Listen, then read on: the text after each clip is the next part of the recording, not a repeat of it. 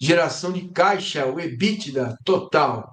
Muito bem, eu vou explicar para vocês o que é o EBITDA. É usado para mostrar o valor que sobra para o clube depois de pagar seus custos e despesas correntes. É o que se chama de geração de caixa. E na prática do futebol é quanto sobra de dinheiro para o clube pagar suas dívidas e fazer investimentos. Então vamos lá. Despesas correntes, custos. É como na nossa casa. Quais são os custos? Internet, água, luz, né? Enfim, tudo o resto.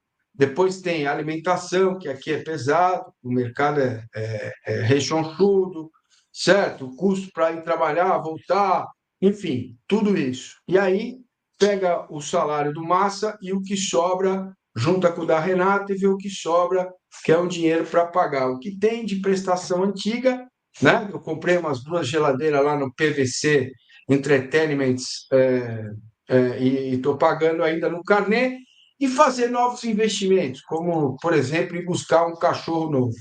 Então, meus caros, é isso. Quais clubes teriam, então, 138 milhões em caixa, mostrando a receita da Série A em 2000, dos clubes de 2023? Bora lá conversar sobre isso, PVC. É só o Flamengo mesmo? Massini, só rapidinho, desculpa passar Desculpa na aí, frente do vai. PVC um pouquinho, só para a galera Claro. entender um pouco. Esse EBITDA, ele é tirado da receita bruta, né? Você mesmo contou ali, vamos dizer assim, do salário do clube de forma inteira, mas é muito importante para o torcedor entender esse disclaimer que você fez no começo, porque a gente está trazendo aqui alguns números que sozinhos, isolados, não podem ser trazidos, né, para que a gente tire uma conclusão definitiva. Tem outros elementos que a gente vai falar ao longo do programa, mas não é só olhar esse gráfico e achar, o Flamengo tem 500 milhões para gastar, pum. O Corinthians tem 271, pum. Então, é só para a gente entender, porque o EBITDA é quanto o clube consegue nessa sua operação gerar de receita a cada exercício, né? E aí, depois, ainda tem alguns abatimentos, né, dependendo do investimento, enfim. Mas é quanto o clube consegue gerar de bolo de dinheiro ao longo, vamos dizer assim, desse exercício do ano, para entender de onde vem a grana, quem consegue ter mais flexibilidade para fazer os investimentos. Então, a partir daí, a gente vai discutir um pouco sobre esse cenário do caixa dos clubes da primeira divisão brasileira. Olha só, EBITDA significa, tem que ler, Earning Before Interest, Taxes, Depreciation and Amortization. Essa é a legenda de EBITDA, que é o que o Massini explicou. Só estou dizendo de onde vem essa sigla, né? Vem do inglês, Earning Before Interest, Taxes, Depreciation and Amortization. Ou seja, depois de tudo que você tirou, você tem o dinheiro limpo para fazer o investimento. É isso que é a sigla de EBITDA. Eu acho que a única... Tá vazando onde? No Switch lá no coisa, mas enfim. Eu acho, Igor, que o único clube que teria essa capacidade de investimento para pagar 138 milhões de reais à vista, como era obrigatório no leilão, seria o Flamengo. Acho que nem o Palmeiras. O Corinthians tem uma capacidade de arrecadação hoje, ou pelo menos no ano passado, maior do que o Palmeiras. Mas o Palmeiras tem um cuidado com o fluxo de caixa, porque o Palmeiras não tem o ganho que o Flamengo tem. E desse ponto de vista, eu acho que é importante a gente salientar, vou entrar um pouquinho na questão política, que a gente pode ter várias discordâncias sobre estilo, sobre democracia, sobre tipo da maneira como se lida com os sócios de uma maneira mais ou menos democrática, mas é inegável que o Rodolfo Landim e que a Leila Pereira têm duas gestões muito sóbrias, sérias e firmes. E o Landim, mais ainda, como ele vem do mercado do petróleo, tem uma capacidade de fazer uma geração de receita que transformou o Flamengo. É verdade que ele pegou um Flamengo saneado e que isso é um trabalho da gestão Bandeira. Mas há uma capacidade de geração de receita que se ampliou na gestão Rodolfo Landim. Acho que isso é justo que a gente diga. E é por isso que o Flamengo tem, e acho que é o único que tem 138 milhões de reais para pagar à vista. Depois a gente pode discutir se tinha que ser 138 ou se tinha que ser mais. A gente pode chegar nesse debate e se teria 250, por exemplo, se tivesse que arcar com 250. O PVC, é interessante isso aí, né? Porque a gente está pegando esse fio condutor por conta do leilão, né? Do estádio, e tem outras nuances, né? Em relação a isso, né? Nesses detalhes aí da geração, da gente olhar não só para quem está no topo da tabela, mas como clubes nessa comparação, que estão nesse mesmo mercado. E a gente olha investimentos em contratação de jogadores e tal, como outros clubes estão no fio da navalha ali, estão enforcados ou até já foram, né? A questão do caixa do Botafogo, por exemplo, me chama muita atenção, né? Nessa comparação entre uma ponta e outra do gráfico, né? De como o Botafogo, em termos do que ele consegue fazer com as próprias pernas no momento, do jeito que aconteceu no ano passado, tem essa dificuldade para fazer aumentar esse grau de competitividade se ele não operasse de um jeito diferente, vamos dizer assim, né? Com operações financeiras aí, via texto, esse multi-club ownership aí, que a gente...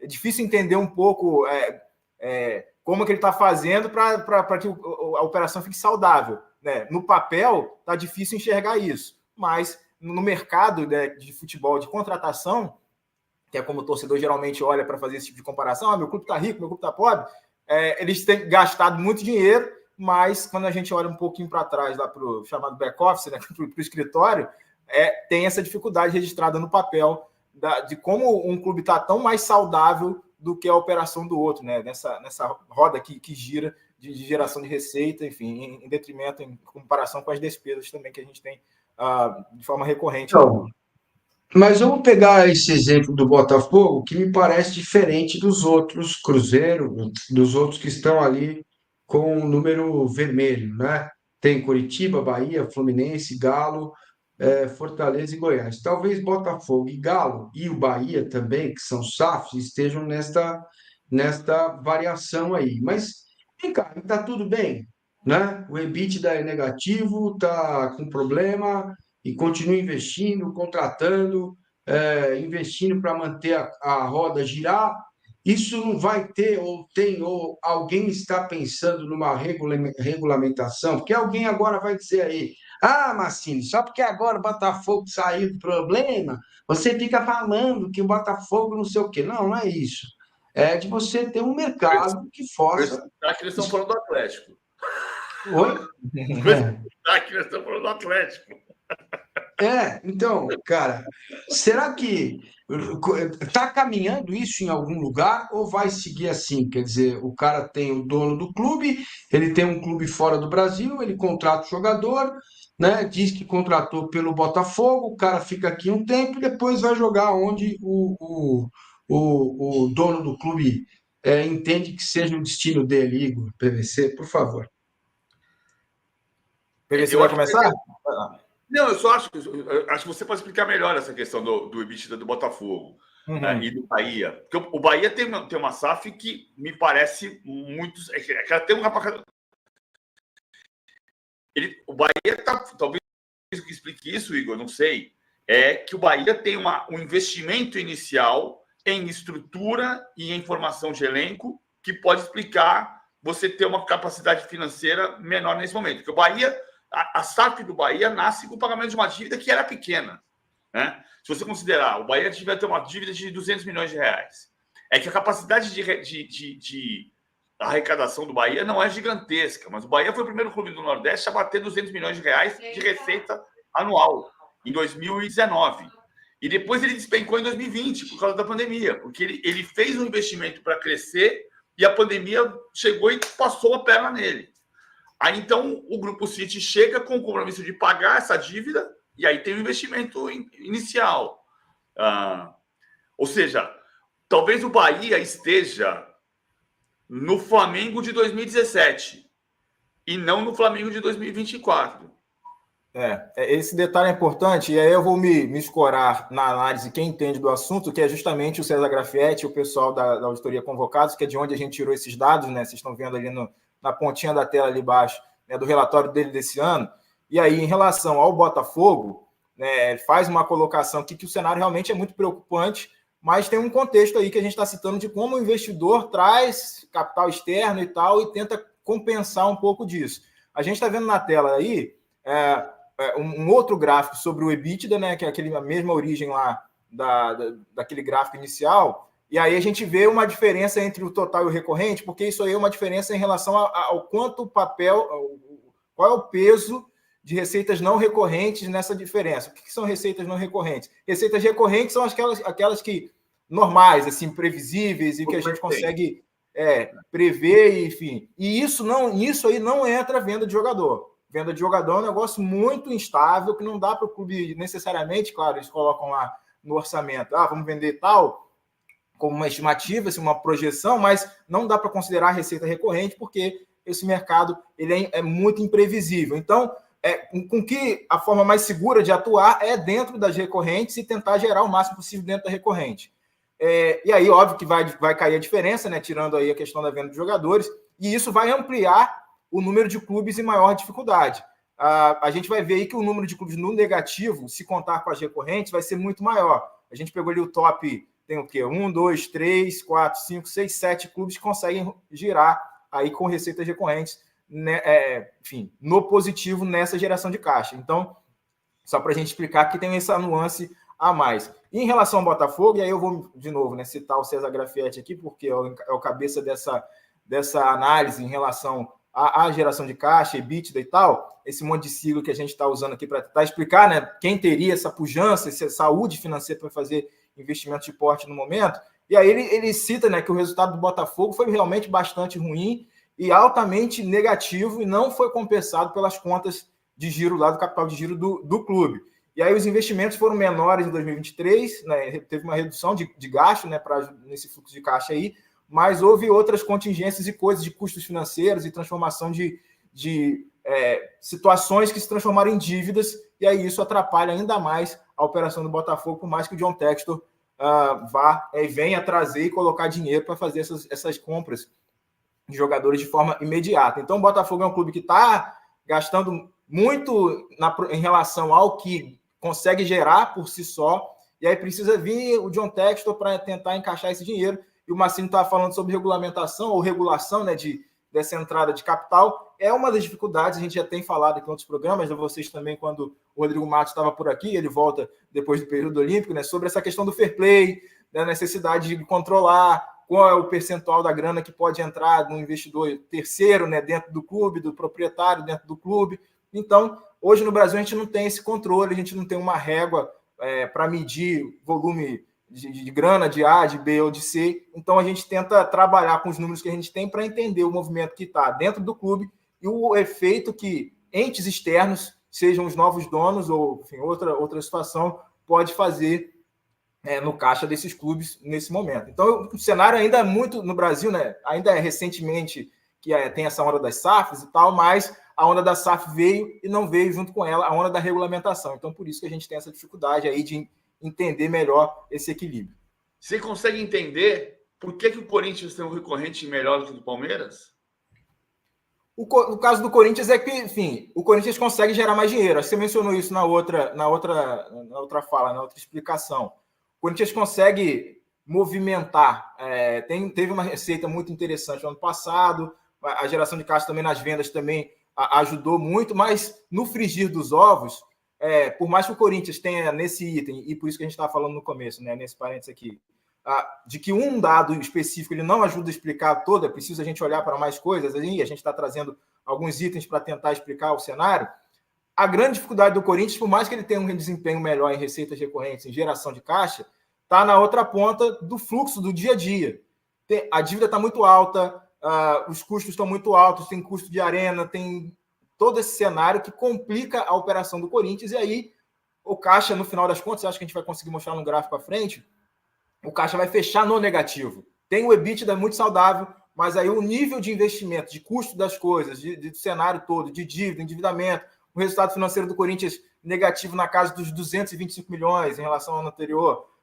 E aí, todo esse cenário acaba deixando o Corinthians no frigir dos ovos, num cenário pior do que o Palmeiras. Em relação ao Palmeiras, o Grafietti, né, na análise dele, ele vem trazendo, e já a gente vai explicar aquele outro gráfico lá sobre o final das contas, né, do caixa do clube na temporada passada, em relação ao Palmeiras, é que, dentro do contexto do Palmeiras, a geração do caixa foi muito forte, né? Isso, a análise do César, enfim. Mas aí, o que só prejudicou um pouquinho foi porque tinha algumas antecipações na casa de 87 milhões, então isso acabou tirando um pouquinho ali um cenário que poderia ser melhor ainda para o Palmeiras, dentro desse contexto da geração de caixa em si. Então, acho que desses clubes, um pouquinho, é esse momento que dá para a gente falar sobre isso. E claro que o Palmeiras é muito mais saudável, né? A gente sabe, até pela análise do especialista também, mais saudável do que o Corinthians nesse contexto todo, apesar desse número aparecer do Corinthians acima um pouquinho aí do Palmeiras. Sumindo pelo gráfico, né? O PVC vai concordar comigo. Pelo que a gente está vendo aqui, se a gente for levar o número frio, Flamengo, Corinthians, Palmeiras e Bragantino e Atlético Paranaense, se tivesse que desembolsar 138 milhões, teriam como espremer essa laranja e apresentar esse Pix, né? É pouco, né? Para uma quantidade tanto de clube aí. É óbvio que a gente não vai ter jeito. Quem tá roendo osso, uma hora vai ter que buscar o filé, né? Não vai ter jeito, não vai ter como escapar disso. Mas é pouco, né? Para o universo de 20 clubes da Série A, pegando só o retrato da Série A, né, PVC? Não, claro que é pouco, mas a gente tem que tem uma coisa importante que você falou, separando os 7 clubes só de Série A. Se você pegar os clubes da Premier League, também vai ter mais do que 7, mas também vai ter clube enforcado. O Chelsea, por exemplo, hoje está enforcado. Embora o Chelsea esteja mudando um pouco seus caminhos. Eu sempre faço questão de pensar uma coisa que me chamava muito a atenção na época em que a gente fazia mais análises do cenário total. Aí você diz assim: os clubes brasileiros têm uma dívida fiscal gigantesca.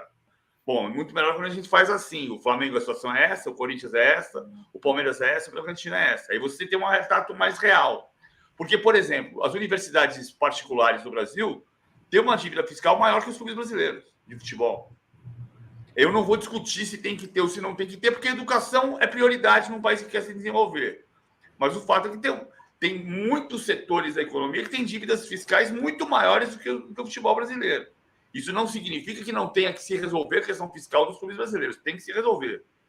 Agora, me chama a atenção, aquele que a gente viu do recorrente, Igor, que são 208 positivo do Flamengo, isso significa, de alguma forma, que se fosse 250 o preço definido no leilão, claro que se fosse 250 o preço definido pela Caixa, pelo Fundo de Investimento do Porto Maravilha, que é gerido pela Caixa, se a Caixa fizesse uma negociação com o Flamengo que chegasse a 250, o Flamengo não precisaria pagar à vista.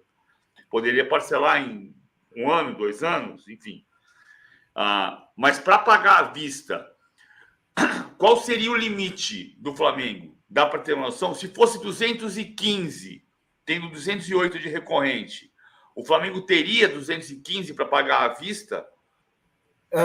A PVC, é importante essa pergunta sua, porque para a gente entender o papel por que a gente trouxe esses números, né, para explicar esse cenário do Flamengo, pelo seguinte, nesse caso não é necessariamente qual clube teria, enfim, a gente está tratando assim na tarde, inclusive, né, mas acaba sendo qual clube teria mais margem para manobrar os próprios custos e a movimentação de receita para gerar essa flexibilidade, essa folga para poder desembolsar os 138 milhões ou os 250 milhões, seja nesse caso aí. E o Flamengo, como a gente está vendo, é o clube que tem mais brecha para fazer isso aí.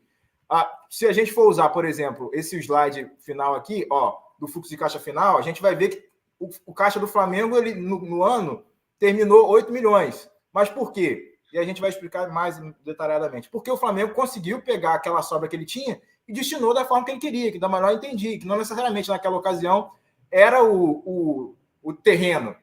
O Flamengo tem outras reservas, tem outras reservas de dinheiro e tem de onde tirar para fazer esse movimento financeiro. Então, claro que não é um investimento ínfimo, 250 milhões para um clube de futebol, mas o Flamengo conseguiria fazer um trabalho melhor de adaptação com o que ele tem, de geração de caixa, de receita, de despesa, mesmo com investimento alto no elenco, enfim, ter essa margem de manobra de organizar todas as reservas anteriores também que ele já tinha, de ver com que ele, do jeito que ele opera no ano, né, no exercício completo, de ver e ter que separar aqui dinheiro XYZ para destinação específica. Vale lembrar, o Flamengo, por exemplo, só para citar uma outra questão aqui, o Flamengo é um clube que faz algo que é muito importante hoje no mercado do futebol, principalmente para quem opera fazendo compras, nessa compra e venda de mercados de jogadores no exterior, que é uma separação, que é o chamado de hedge cambial, uma separação de reservas em moeda estrangeira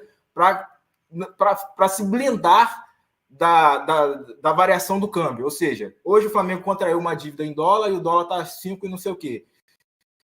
Se o dólar disparar, o Flamengo tem uma reserva de dinheiro na moeda estrangeira para que o real não seja abalado, né? Essa dívida dele não seja afetada por essa variação cambial. Então, o Flamengo tem de onde tirar. E essa geração de caixa, esse EBITDA que a gente está trazendo hoje, ajuda a explicar como essa construção do Flamengo, do caixa do Flamengo, ela acontece, para entender que não necessariamente só teria até 138, mais 140 ou 250 ele não teria. Não é por aí, mas só para a gente entender o contexto dos clubes, para mostrar que dentro da operação de cada um, quem conseguiria, e eu acho que o Flamengo conseguiria, enfim, esticando para lá e para cá, fazer esse financiamento.